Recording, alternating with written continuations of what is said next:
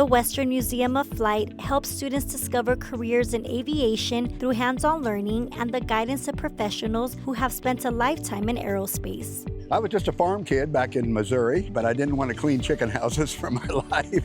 And on TV was these rockets going up. I'd rather do that than farm. So I went to St. Louis University, become an aerospace engineer. Later, I got a master's at Stanford. I then became a fighter pilot, and I fought the war in Vietnam as an F-4 fighter pilot, and then came back to be a test pilot at Edwards Air Force Base, 8 years in the Air Force, and then another 32 years testing with Northrop Grumman, testing military aircraft. Colonel Roy Martin says that his mission now is to introduce the younger generations to the world of flight testing. I've learned more about the different jobs that you can get once you obtain your pilot licenses, specifically about being a test pilot. Usually when people think about going into aviation as a pilot, they either consider the military or commercial routes, but one job that you don't really hear about is testing those aircraft before they're published. I'm a junior right now, so I'm really starting to consider what I'm going to study in college, and I thought it would be a good opportunity to learn more about this. The Flight Test Day Camp combines classroom learning with interactive experience, giving students a behind-the-scenes look at this part of aviation. We bring them in, we give them a basic knowledge of the airplane, how an airplane flies, etc. And then from there, we evolve into the different methods we use to test the performance, and then the flying qualities, and finally the systems on an airplane. The museum's executive director, Cindy Macha, says her passion for aviation is rooted in something deeper.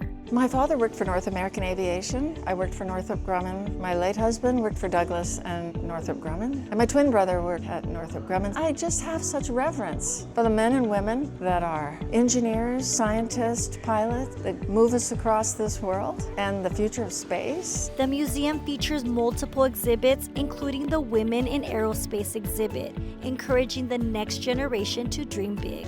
This is Jessica Cox. She was born without arms. She's become a motivational speaker, but she learned to fly with her feet and toes. Meryl Tangestal originally was Navy, but then switched careers to the Air Force and had the opportunity to fly the Lockheed U-2. She was the only African-American pilot, woman, to fly that aircraft. The museum services the community year-round with various opportunities for education and inspiration. We work with Torrance Unified School District. During the school year, we have Kids Love Aviation Science, and we also have an internship. These are mostly high school students. Young people have an interest in aerospace and will pursue careers in aerospace engineering, flight controls, mechanical design. Colonel Martin says past students say that this one-day program was a deciding factor in choosing to major in aerospace engineering. I really emphasize to the kids, once you decide what you might want to do in life, let that be your focus and focus on it and see what has to be done to achieve that condition. Keep pursuing your objective. That's what we try to teach here. To learn more about organizations giving back to our community, visit torranceca.gov/ytorrance. I'm Cindy Kennedy with the City of Torrance.